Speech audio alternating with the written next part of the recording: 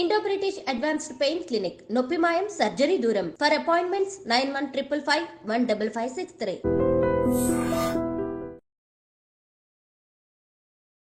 రమ గారు, ఇది నా ప్రశ్న. ఏంటంటే పెళ్ళికి ముందు ప్రేమ అనేది కనపడుతుంది.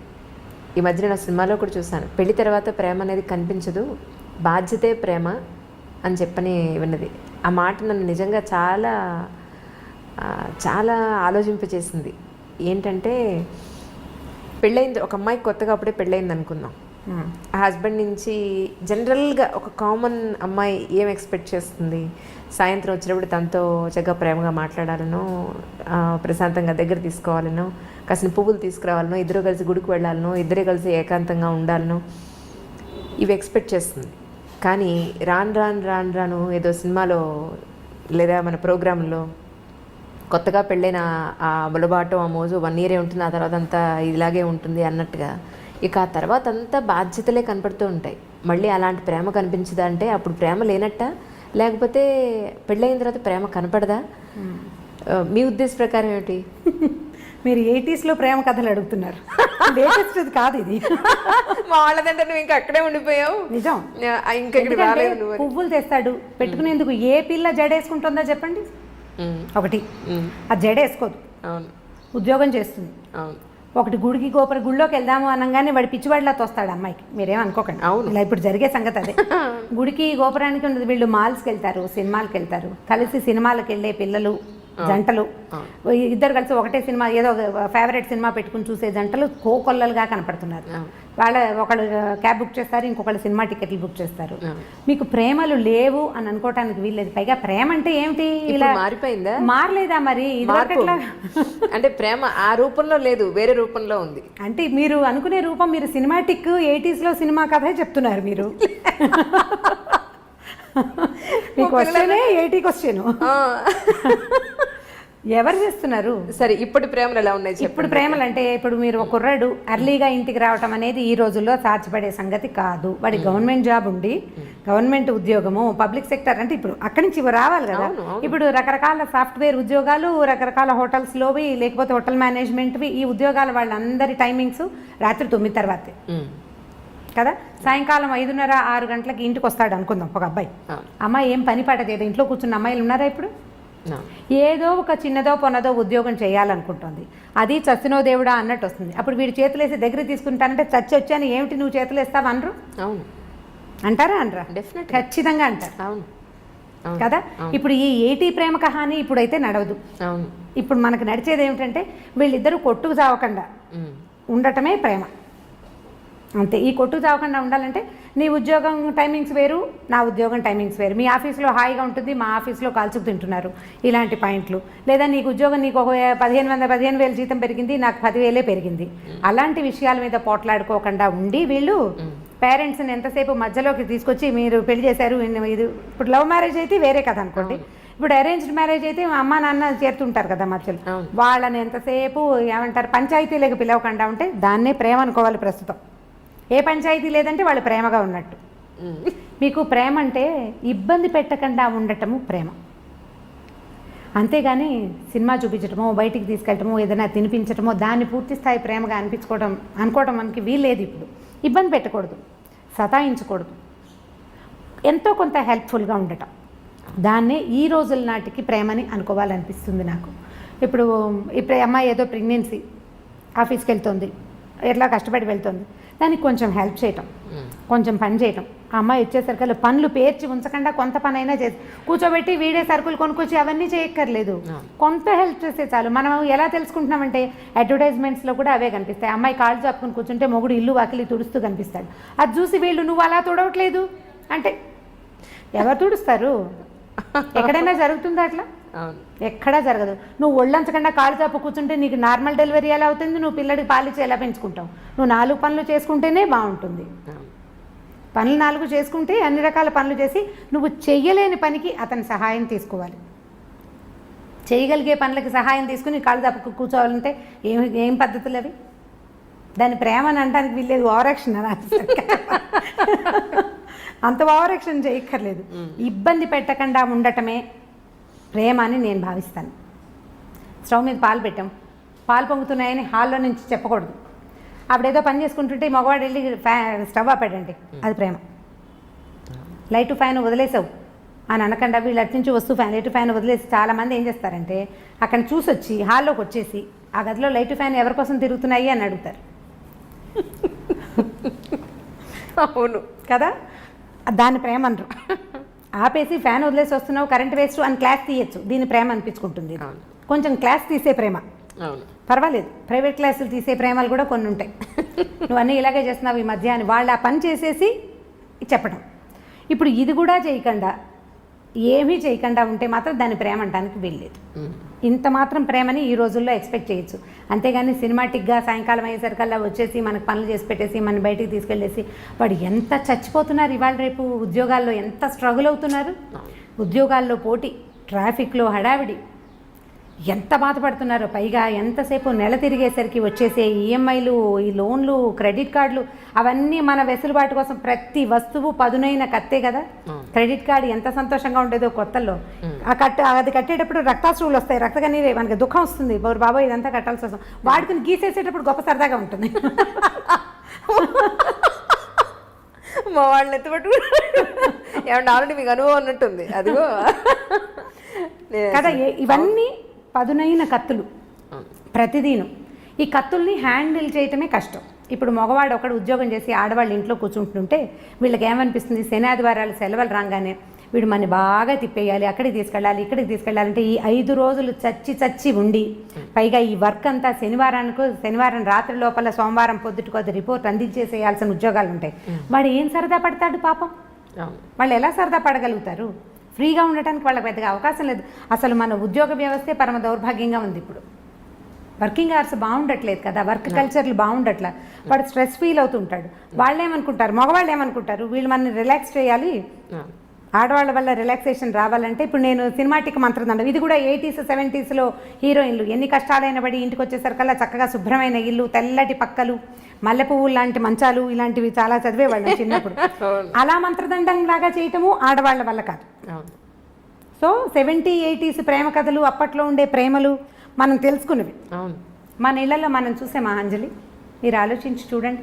80sలో మన అమ్మ నాన్న, 80sలో మనం చిన్నపిల్లలం కదా, మన అమ్మ నాన్న, మన అక్క బావ, మన మామయ్య, మన అత్తయ్య, పోనీ బాబాయ్ పిన్ని, ఇలా సినిమాటిక్గా ఉన్నారా? ఆలోచించి చూడండి. లేరు. అప్పుడు బాధ్యతలు, పనులు విపరీతంగా, పనే పాట. ఇప్పుడు మనకి ఏమీ లేవు పనులు. మగవాళ్ళకి పనులు తక్కువే, ఆడవాళ్ళకి పనులు తక్కువే. మనకి విపరీతంగా ఉన్నది డ్రైవింగ్, పొల్యూషన్, స్ట్రెస్, ప్రతిదానికి అవే హెచ్చుగా ఉన్నాయి. మరి ఇప్పుడు అప్పట్లో బాధ్యతల వల్ల ప్రేమలు తక్కువగా ఉండేవి, సినిమాటిక్ ప్రేమలు లేవు. ఇప్పుడు స్ట్రెస్ వల్ల సినిమాటిక్ ప్రేమలు తక్కువగా ఉంటున్నాయి. మనం స్ట్రెస్సే ఎక్కువ తీసుకుంటున్నాం. ఇప్పుడు శని ఆదివారాలు ఉన్నాయనుకుందాం మన దగ్గర, పోనీ ఒక ఆదివారం ఉంది, దాన్ని సగం చేసుకోవడానికి ట్రై చేయండి. మనం ప్రేమని కొంచెం సినిమాటిక్గా సాధించగలుగుతాం. సగం చేసుకోవడం, పొద్దున పూట బయట తిరిగి, లేదా ఇప్పుడు బఫే బ్రేక్ఫాస్ట్లు అవి కనపడుతుంటాయి ఊళ్ళల్లో, సిటీలోనే, టౌన్స్లో కూడా ఉన్నాయిలేండి. విజయవాడ, గుడివాడ కూడా ఏం తీసుకోలేదు హైదరాబాద్ కంటే. అవి ఆదిలాబాద్లో లేదు కానీ మన నిజామాబాద్ అలాంటి ఊళ్ళల్లో కూడా ఉన్నాయి. పగలు మధ్యాహ్నం దాకా మీరు ఎంజాయ్ చేద్దాం, ఎక్కడికైనా వెళ్దాం, ఎవరింటికైనా వెళ్దాం, గుడికి గోపురానికి వెళ్దాం, సాధ్యమైనంత ప్రేమగా ప్రవర్తించడానికి ట్రై చేసి మధ్యాహ్నం నుంచి మగవాళ్ళని వాళ్ళ వర్క్ వాళ్ళని చేసుకొని ఇస్తే అటే కొట్లాడుకోకుండా మనం కొంత ప్రేమ కథని సాధించగలుగుతాం. ఎంతో కొంత. ఇది కష్టం, చాలా కష్టం అండి, నిజం. పని పూర్తి చేసేసుకోండి, తర్వాత నేను బజార్ వెళ్దాము అని పాతకాలపు హీరోయిన్లలాగా మనము చెప్పలేకపోతాం. రుసరుసలాడుతూ ధుమధుమలాడుతూ ఉంటాం. వారం నుంచి చూస్తాను, నువ్వు ఎప్పుడు పని పెట్టుకుంటావు, దిక్కుమాలిన ఆఫీసు. అయితే అదే దిక్కుమాలిన ఆఫీసు మనకి అన్నాన్ని, పువ్వుల్ని, వీటిని ఇస్తుందని మనం అనేటప్పుడు మనకు గుర్తురాదు. న్యాచురల్ కదా. నేను చెప్పలేదా, నోరు పదునుగా ఉంటుందని. నాలిక బహుపదునైనది. అది ఏమంటుందో దానికే తెలియదు ఒక్కొక్కసారి. ఏమంటున్నామో మనకు అర్థం కాదు కదా. ఉద్వేగం వచ్చేస్తుంటుంది లోపల నుంచి. ఆ వచ్చే ఇరిటేషన్ తోటి మనం ఏదో ఒకటి మాట్లాడతాం. అవన్నీ రేపొద్దున ఆయుధాలుగా మన మీదే సంధించబడతాయి. నువ్వే మానేమన్నా ఉద్యోగం అంటే, వెధ ఉద్యోగం మానేసేయి అన్నాం అనుకోండి, ఉద్యోగం సీరియస్గా జాబ్ మానేస్తే అప్పటి నుంచి రోజు బెంగగానే ఉంటుంది, ఎప్పుడు మంచి ఉద్యోగం వస్తుందో అన్న టెన్షన్ కదా. సో ఇది అంత ప్రేమను సాధించలేము మనం. కొద్దిగా ఆలోచించి ఈ రోజులకు సరిపడా పువ్వులు అవి ఎక్స్పెక్ట్ చేయకూడదు. హిందీ సీరియల్స్ మీరు చూసారో లేదో, మేము ఆ మధ్య బాగా చూస్తుండేవాళ్ళం. మా పని మనిషికి చాలా ఇంట్రెస్ట్, రాగానే సీరియల్ పెట్టి అంటుండే, అది చాలా బాగుందని. వాడు ఇంటికి రాగానే కుర్రాడు గులాబీ పువ్వు పట్టుకొచ్చిస్తాడు. రోజు ఏం చేస్తారు మావారు అంటాడు, చెవిలో పెట్టుకోమంటున్నాడు. ప్రతిరోజు ఒక గులాబీ మొగ్గ పట్టుకొచ్చి ఇస్తూ ఉంటాడు. అంటే బయట నుంచి వచ్చేటప్పుడు పువ్వులు పట్టుకొచ్చి ఇవ్వటం, ఆవిడని శాంతింప చేయాలంటే పువ్వులు పట్టుకొచ్చి ఇవ్వాలి. మా పని మనిషి అడిగేది, అమ్మ మనం ఒక మూర కొంటే సరిపోతుంది, ఈ బంచి 100 రూపాయలు ఉంటుంది, మూర 10 రూపాయలకి వస్తుంది. అవును, తమిళ సినిమాల్లో కనిపిస్తాయి పువ్వులు పట్టుకొచ్చి ఇస్తూ ఉండటం. ఇవాళ రేపు మన సినిమాల్లో చాలా తగ్గిపోయినాయండి సినిమాటిక్ వేషాలు. సినిమా వాళ్ళు కూడా ఇవాళ రేపు వేయటం మనం ఎందుకు మానేశారు. మీరు ఆలోచించండి, నాకు అస్సలు గుర్తులేదు. నేను బాగా ఆలోచిస్తాను. నేను మా చిన్నక్కయ్య దగ్గర ఉండేదాన్ని. మా బావ ఎప్పుడైనా పువ్వులు తెచ్చిచ్చిన సంఘటనే నాకు జ్ఞాపకం రాదు. బాగా ఎంత ఆలోచించిన అవి చూసినప్పుడల్లా అనుకుంటాం, మా అక్కయ్యలు బావలు ఏమిటి ఇలా ఎప్పుడు చేయలేదు.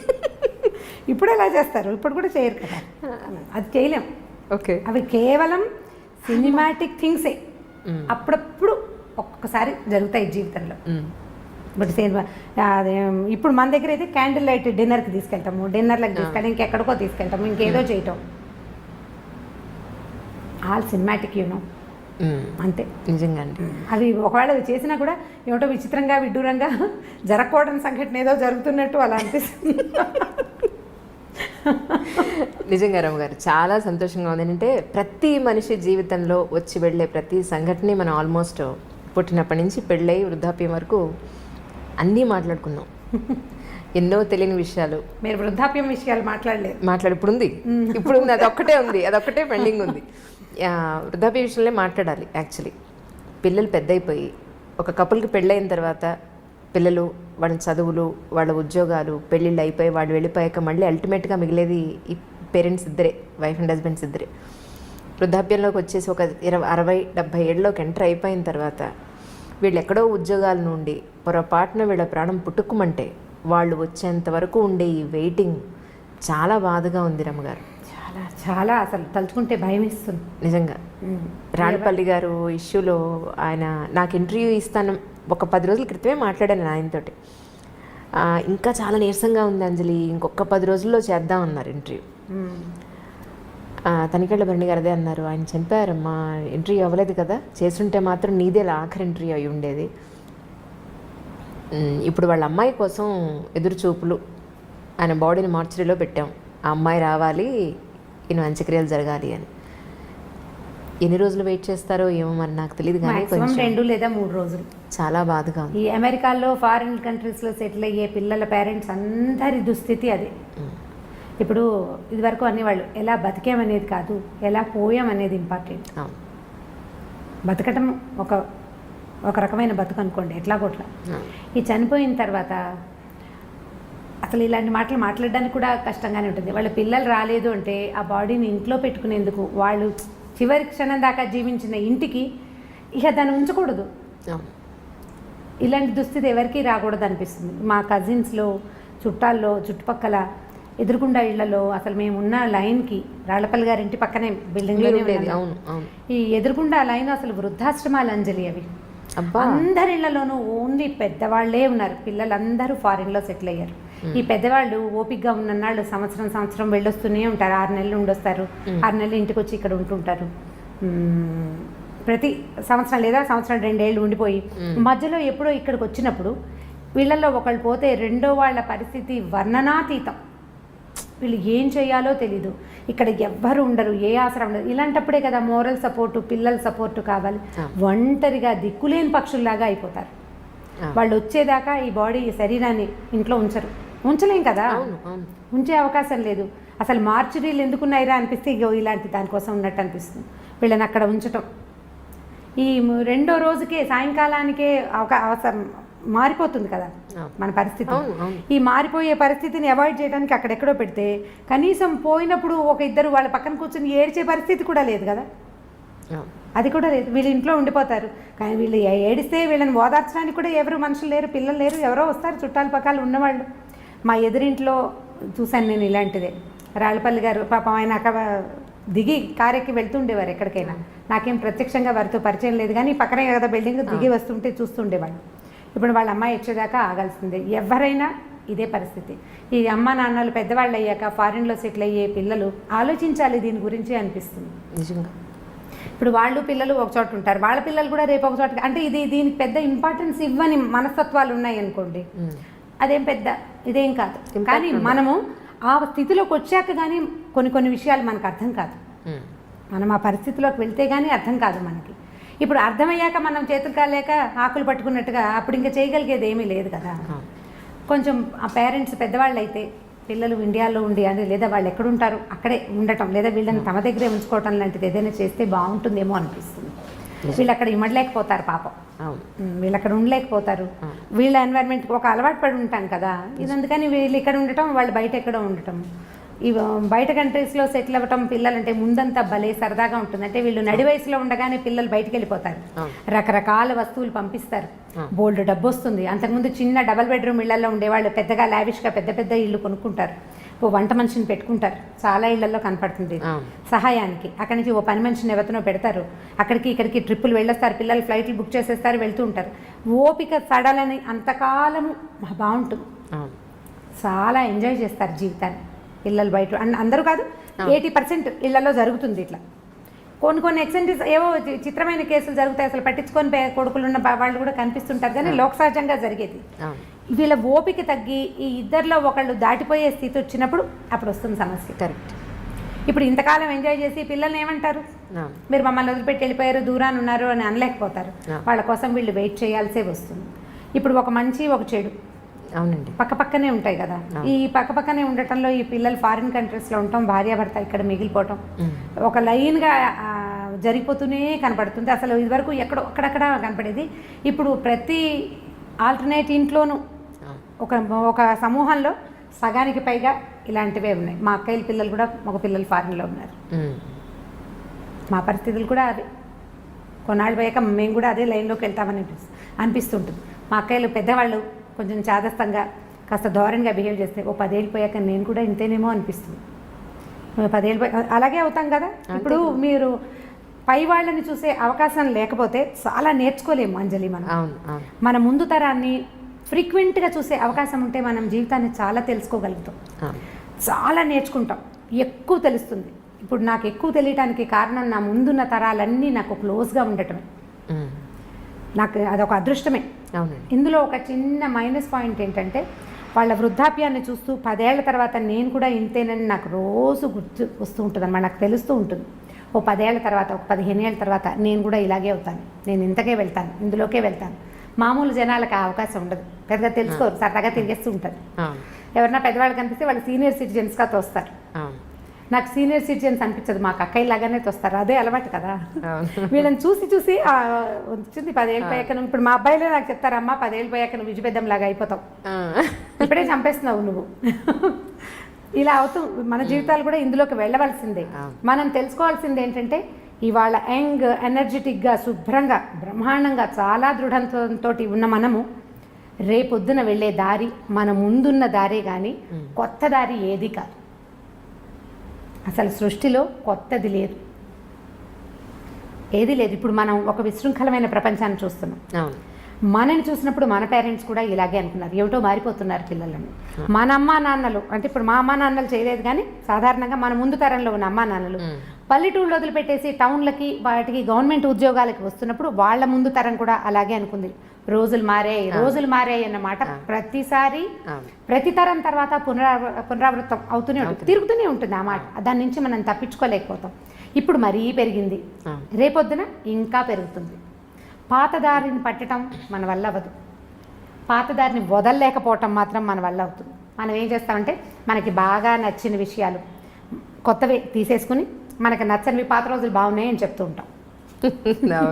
మనకి ఏది ఇష్టం లేదో ఇదివరకు మేము అలా చేసేవాళ్ళం కాదంటాం, కానీ మనం ఇదివరకు చేయనివి చాలా చాలా చాలా చాలా చాలా చాలా మన జీవితంలో తుడిచేసుకున్న లోపలికి వచ్చేసినాయి అంతే.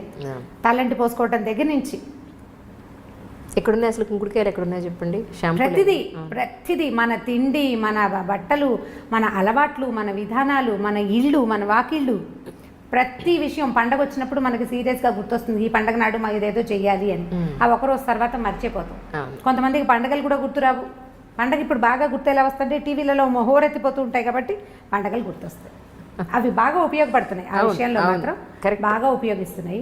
ఇది మంచిగా చెడు అంటే మంచి చెడు కూడా ప్రతి అన్ని పదునైన కత్తులే కదా.